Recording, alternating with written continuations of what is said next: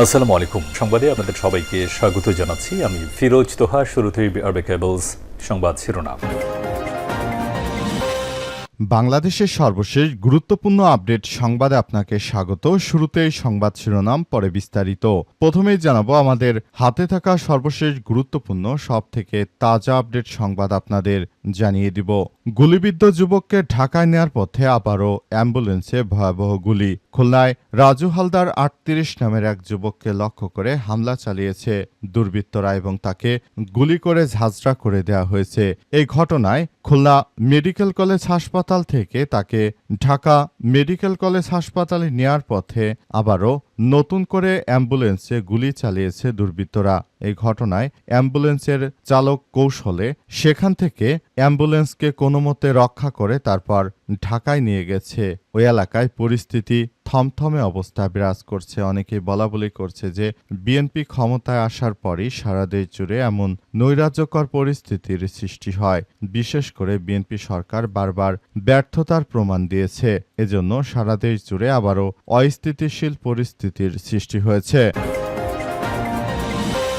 এরপর জানাবো ৬০ লাখ টাকার চোরাই কাপড় সহ বিএনপির স্বেচ্ছাসেবক দলের নেতা গ্রেপ্তার। নোয়াখালী হাতিয়া ও সুবর্ণচর থেকে বিপুল পরিমাণ চোরাই কাপড় জব্দ করেছে চট্টগ্রাম মহানগর গোয়েন্দা পুলিশ ডিবি। এই ঘটনায় চরবাটা ইউনিয়ন স্বেচ্ছাসেবক দলের সাবেক যুগ্ম আহ্বায়ক আবুল বাশারকে গ্রেপ্তার করা হয়েছে। এদিকে বিশেষ ট্রাইব্যুনালে শাপলা খুনিদের বিচারে দাবি হেফাজতের। শাপলা চত্বরে সংগঠিত গণহত্যা দ্রুত বিচার, আলেমদের বিরুদ্ধে দায়েরকৃত মিথ্যা মামলা প্রত্যাহার এবং ১৩ দফা বাস্তবায়নের দাবিতে বিক্ষোভ সমাবেশ ও মিছিল করেছে হেফাজতে ইসলাম। ঢাকা জেলা উত্তরাজ সাভারের হেমায়েতপুরে ঢাকা আরিচা মহাসড়কে এই বিক্ষোভ অনুষ্ঠিত হয় বলে জানা গেছে। এবারে জানাবো মদনে সেই শিক্ষক গ্রেপ্তার, ডিএনএ টেস্টের মাধ্যমে প্রকৃত আসামি নির্ধারণের দাবি। নেত্রকোনার মদনে আলোচিত ধর্ষণ মামলার আসামি সেই মাদ্রাসা শিক্ষক আমানুল্লাহ সাগরকে গ্রেপ্তার করেছে র্যাব। আজ ময়মনসিংহ গৌরীপুর থেকে র্যাবের একটি দল তাকে গ্রেপ্তার করে। আমানুল্লাহ সাগর উপজেলার কাইটাইল ইউনিয়নের পাঁচহাট গ্রামের বাসিন্দা এবং ওই গ্রামের একটি মহিলা মাদ্রাসার পরিচালক বলে জানা গেছে।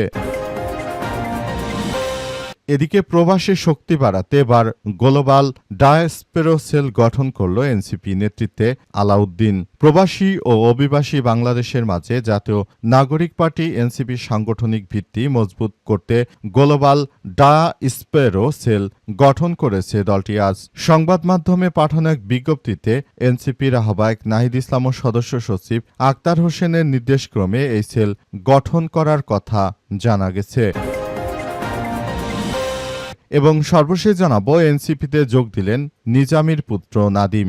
জাতীয় নাগরিক পার্টি এনসিপিতে যোগ দিয়েছেন জামাত ইসলামের সাবেক আমির মতিউর রহমান নিজামীর ছোট ছেলে ডাক্তার মোহাম্মদ নাদিমুর রহমান। আজ রাজধানীর বাংলা মোটরে ট্রেড সেন্টারে দলের অস্থায়ী কেন্দ্র কার্যালয়ে এসে তিনি দলের সদস্যপদ গ্রহণ করেন বলে জানা গেছে। যে নিজামী বাংলাদেশ জামাত ইসলামের আমির ছিলেন, তার ছোট ছেলে এনসিপিতে যোগ দেওয়ার ঘটনায় অনেকেই বলছে যে জামাত তাদের আদর্শ থেকে বিচ্যুত হয়ে গেছে, এজন্য এনসিপির নেতৃত্বের সঙ্গে তারা যোগ দিয়েছে। প্রিয় দর্শক, এতক্ষণ শুনছিলেন সংবাদ শিরোনাম, এবারে বিস্তারিত।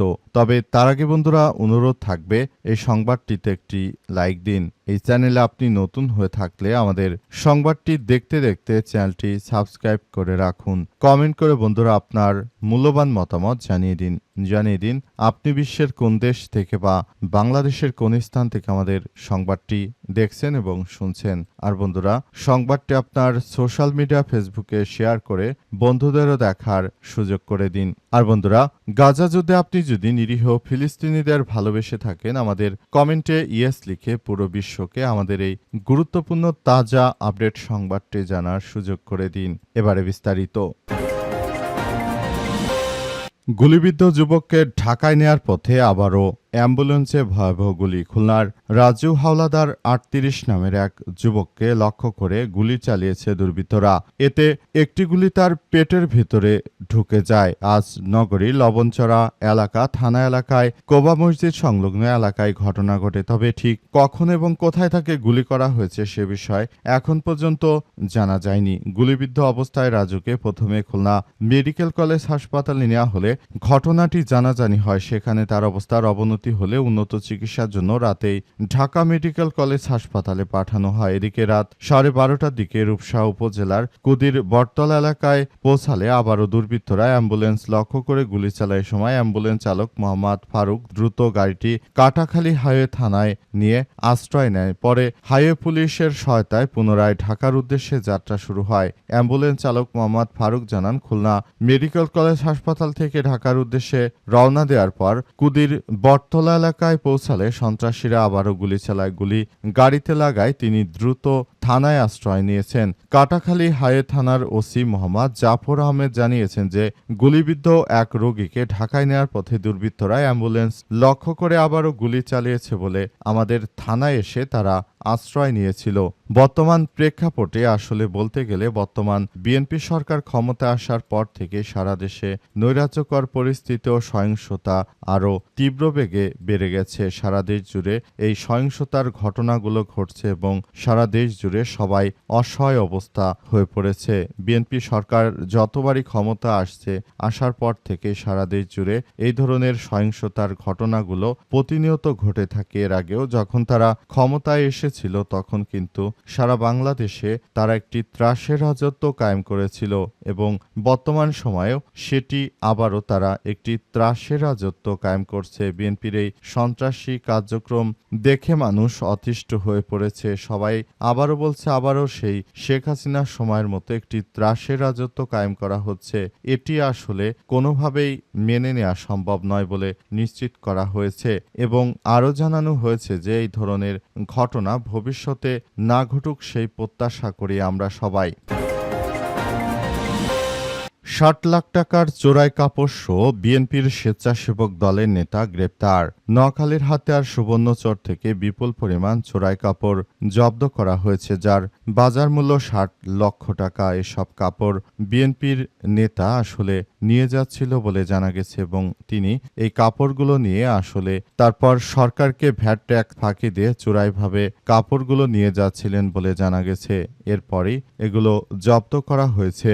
জব্দ করা কাপড়গুলো ইতিমধ্যে থানায় হস্তান্তরের প্রক্রিয়া চলছে এবং বিএনপির ওই সন্ত্রাসীকে আটকের চেষ্টা চলছে। সারা দেশ জুড়ে বিএনপির এই ধরনের সন্ত্রাসী কার্যক্রমগুলো আসলে সবার সামনে আসছে এবং সবাই যার যার জায়গা থেকে এগুলো তারা চালিয়ে যাওয়ার চেষ্টা করছে এবং পুরো দেশ জুড়ে যে ধরনের সন্ত্রাসী কার্যক্রম শুরু হয়েছে সেটি আসলে কোনোভাবেই গ্রহণযোগ্য হতে পারে না বলে উল্লেখ করা হয়েছে এবং মধ্যপ্রাচ্য জুড়ে মার্কিন যুক্তরাষ্ট্র যে ধরনের সন্ত্রাসী কার্যক্রম শুরু করেছে বাংলাদেশও ঠিক একইভাবে রাজনৈতিক দলটি ক্ষমতা আসার পর থেকে দেশজুড়ে এক ভয়াবহ আতঙ্ক ত্রাসের রাজত্ব সৃষ্টি হয়েছে। বিভিন্ন জায়গায় হামলা ভাঙচুর সহ সাধারণ মানুষের বাড়িঘর থেকে চাঁদা আদায় বা ফ্যাক্টরি দোকানপাট থেকে চাঁদা আদায় সহ বিভিন্নভাবে তারা এমন সব কার্যক্রম চালিয়ে যাচ্ছে যে তাদের এই কার্যক্রম দেখে সবাই অতিষ্ঠ হয়ে পড়েছে। তারা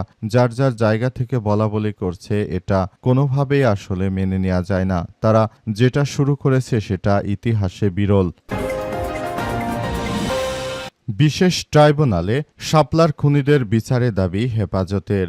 শাপলা চত্বরে সংগঠিত গণহত্যার দ্রুত বিচার, আলেমদের বিরুদ্ধে দায়েরকৃত মিথ্যা মামলা প্রত্যাহার এবং ১৩ দফা বাস্তবায়নের দাবিতে বিক্ষোভ সমাবেশ ও মিছিল করেছে হেফাজতে ইসলাম ঢাকা জেলা উত্তর। আজ সাভারের হেমায়তপুরে ঢাকা আরিচা মহাসড়কে বিক্ষোভ অনুষ্ঠিত হয়। সময় হেফাজত ঢাকা জেলা উত্তরের সভাপতি ও জাদুরচর মাদ্রাসার মোহতামিম হাফেজ মাওলানা আলী আকবর কাসেমি বলেছেন, দীর্ঘ সময় পেরিয়ে গেলেও বর্তমান সময়ে শাপলা জেনোসাইডের সুষ্ঠু বিচার না পাওয়া পর্যন্ত আমাদের এই কার্যক্রম চলমান থাকবে বলে সেখানে উল্লেখ করা হয়েছে এবং আরও বলা হয়েছে যে তারা যেভাবে আমাদের উপর অত্যাচার করে নির্বিচারে সাধারণ মানুষ হত্যা করেছিল এবং খুন করেছিল, তাদের এই সন্ত্রাসী কার্যক্রম আসলে মেনে নেওয়া হবে না বলেও নিশ্চিত করা হয়েছে এবং আরও জানানো হয়েছে বর্তমান সময় সবথেকে বড় সমস্যা যে সৃষ্টি হয়েছে সেটা হচ্ছে যে তারা শুরু থেকে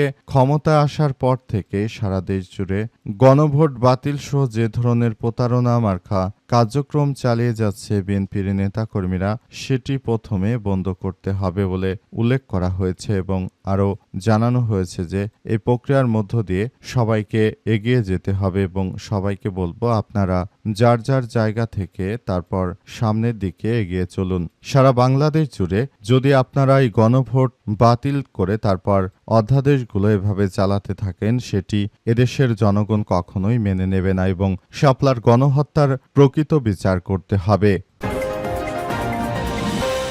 মদনে সেই শিক্ষক গ্রেপ্তার, ডিএনএ টেস্টের মাধ্যমে প্রকৃত আসামি নির্ধারণের দাবি। নেত্রকোনার মদনে আলোচিত ধর্ষণ মামলার আসামি সেই মাদ্রাসা শিক্ষক আমানুল্লাহ সাগরকে গ্রেপ্তার করেছে র্যাব। আজ ময়মনসিংহের গৌরীপুর থেকে র্যাবের একটি দল তাকে গ্রেপ্তার করে। আমানুল্লাহ সাগর উপজেলার কাইটাইল ইউনিয়নের কাছাট গ্রামের বাসিন্দা। ওই গ্রামের একটি মহিলা মাদ্রাসার পরিচালক তিনি। মদন থানার ভারপ্রাপ্ত কর্মকর্তা ওসি তরিকুল ইসলাম এই তথ্য নিশ্চিত করে জানিয়েছেন যে আজ অভিযুক্ত আমানুল্লাহ সাগরকে গ্রেপ্তারের বিষয়টি র্যাব আমাদের নিশ্চিত করেছে। বিষয়ে আইনি প্রক্রিয়া চলমান।